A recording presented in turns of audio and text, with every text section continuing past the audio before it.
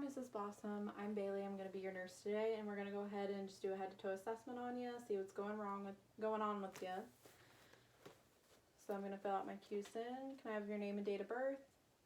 And check your wristband. Looks right. Correct staff names on the whiteboard. You're not on any oxygen. You're not on any feeding tubes, no abdominal tubes, chest tubes, no trach, no Foley. Does look like you have an IV saline lock on your right side because we will be administering medication later. Doesn't look tender, swelled, red, or no, it doesn't look infiltrated. We've got side rails, beds in low position, call light, no obstacles in the way. Patient assisted devices. You've got your water pitcher, your toilet and bedside commode is empty, and trash bag. Alrighty. Now some of the things I would look for in a patient with stroke is sudden weakness or numbness of the face, arms, or legs, sudden confusion, trouble speaking and understanding, trouble seeing in one or both of the eyes, trouble walking, loss of balance, coordination, difficulty understanding. Alrighty, so I'm going to grab my stethoscope. I'm going to go ahead and wash my hands and close the door. Okay, I'm going to take your temperature, or I'm going to go ahead and take the temperature, pulse, respirations, blood pressure on the right arm, and pulse ox. Okay, I'm going to go ahead and look at the face symmetry. Alright, so it does look like you have a little bit of a left-sided facial droop. Can you tell me your name and date of birth and tell me where you're at?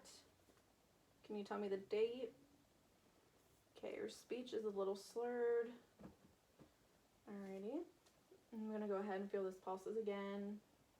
Okay, feel the temperature of the skin, warm and dry. Do cap refill bilaterally.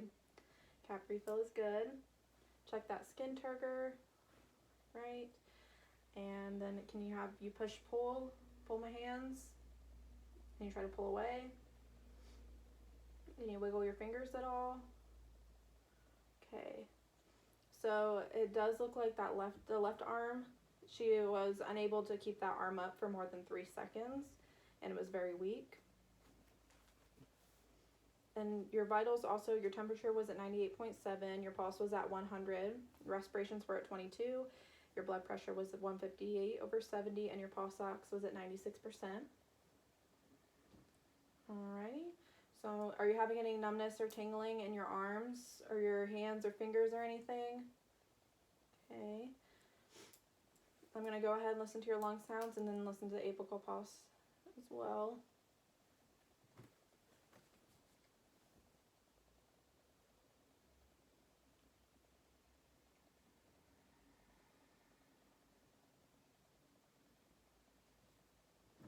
And do the back side.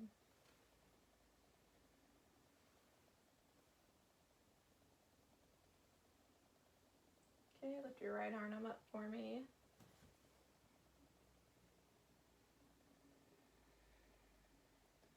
Okay, are you able to lift your left arm? Just as best you can. And that was the apical. S1 and S2 sounds were heard. Alrighty, and are you having any pain in your abdomen or anything that I need to know about? Right, I'm going to go ahead then and listen for your bowel sounds and then feel around.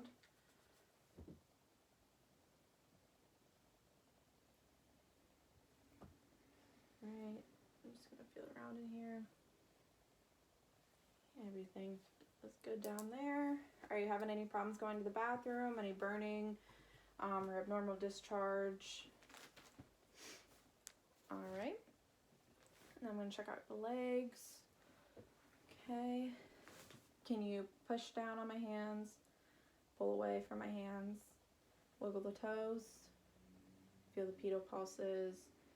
And check cap refill. Looks like that left side is pretty weak. There's a little movement. Alrighty. So let's see if doctor has you down for anything.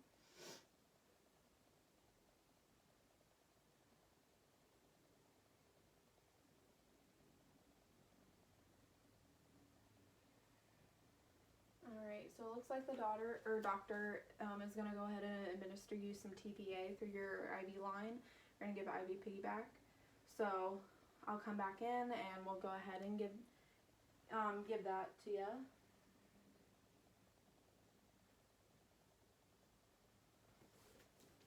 Do you need anything else, Mrs. Blossom? Alrighty, I'll be back in a little bit.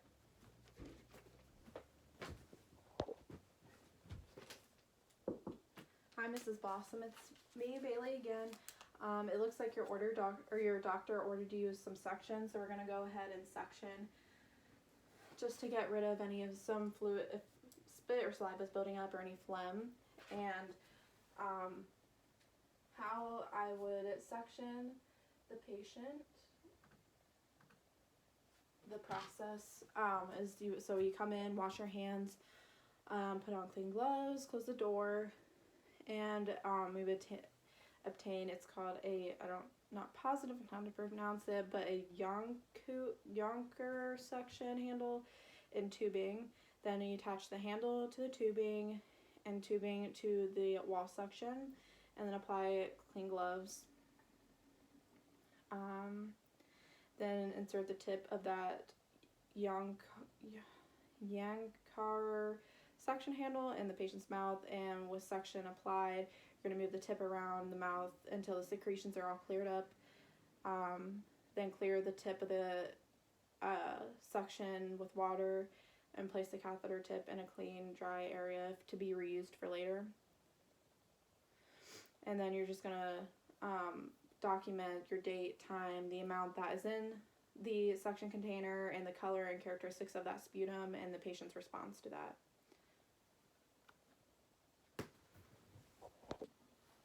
Alright, so this is me giving my IV piggyback of TPA to my patient.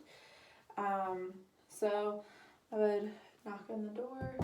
Hi, Mrs. Blossom, I'm Bailey. I'm going to be your nurse today, and I'm going to go ahead and give you your TPA through your IV. We're going to be giving that IV piggyback, and just a little education on that before we actually give it is it's a thrombolytic, so it reduces your mortality of an acute MI. It will work immediately. The peak and the duration is unknown. The side effects that we're going to look out for are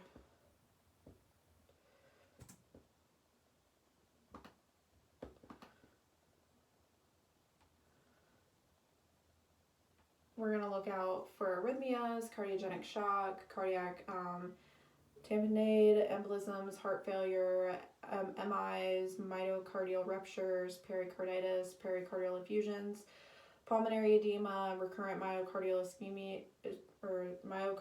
ischemia, thrombosis, and you're going to want to remain on bed rest, and you want to make sure that you report any signs of hypersensitivity. And some of the things I'm going to assess for on the patient before I actually give my TPA is I'm going to assess for bleeding every 15 minutes during that first hour, and then check their vital signs, their neurologic status, their hematocrit, hemoglobin, and platelet count.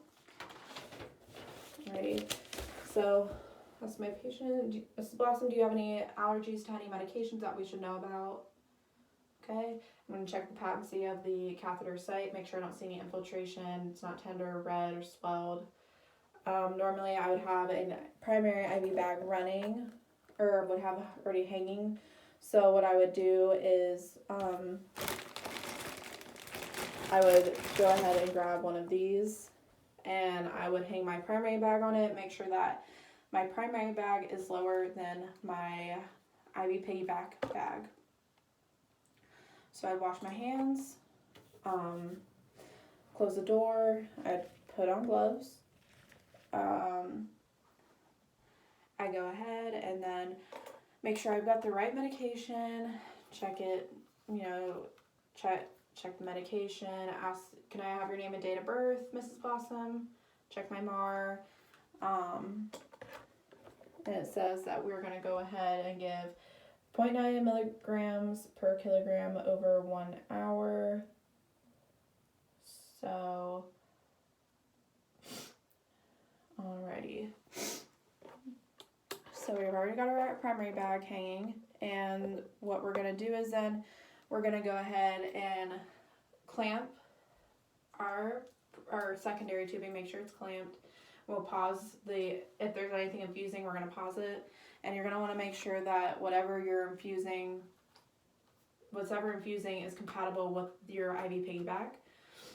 So I would go ahead and I would clean off the port that's farthest away from the patient.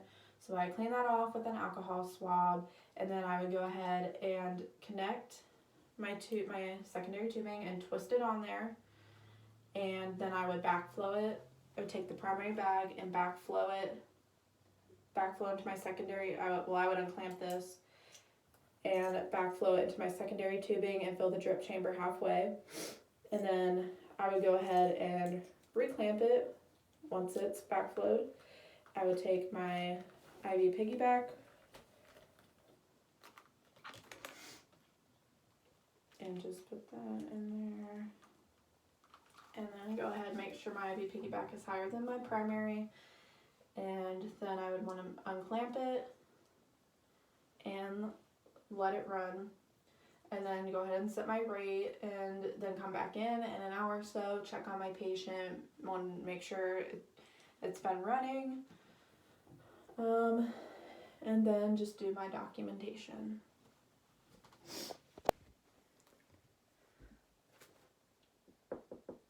Hi, Mrs. Blossom. It's me again, your nurse. So it's been a couple hours since we've given you your TPA. So I'm just checking up on you, see how you're doing. So can you tell me where you're at today? Tell me your name and date of birth. All right. Can you push and pull, or can you pull away from me? Push towards me. Wiggle your fingers. Okay. All right. Now it does look like you're able to speak a little better, but you have a little bit of a slur. You're still a little weak on that left side, but you can hold your arms up now for 10 seconds, so that's good.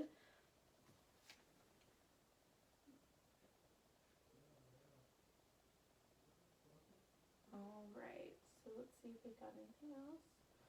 All right. Looks like you're all good. So it looks like you might be discharged in a couple days as long as you're doing better and your symptoms are improving. Just a little education is before you leave, we're going to go over some things with you. So we're just going to teach you how to help cope with your sexual function if you are sexually active, help ways to help your family cope with this, dietary management, ways to improve your mobility and prevent any deformities, establish exercises for you, how to properly ambulate after having your stroke, self-care, how to manage sensory and perceptual difficulties, how to improve your communication, and then PT or OT will come into and give you some exercises and things like that, and how to move around. So I think that's all I have for you. So they'll check on you in a couple days and see how you're doing, and just see if you're going to be able to be discharged. Right, so now I'm reporting off to my nurse.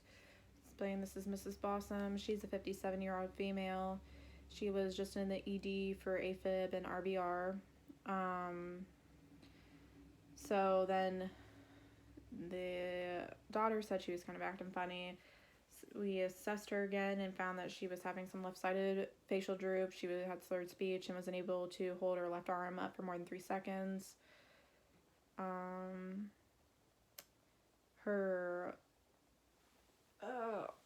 Her vitals temperature was at 98.7, pulse was at 100, respirations were at 22, blood pressure was 158/70, and pulse ox was at 96.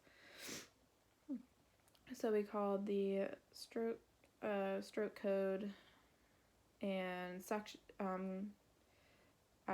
did some suctioning on her. Neurologist came in and said that she had a NIH stroke scale score of 32, and they gave her a CT scan and showed no bleeding on her brain. Gave her some TPA. Stayed with her to monitor her symptoms, and after 2 hours she was improving. She was able to speak a little bit more, still a little slurred. She was still a little weak on her left side, but she was able to hold her arm up for 10 seconds. Her NIHSS scale, or NIHSS scale was at 6. And then 2 days later, she recovered fully. She was discharged on clopidogrel,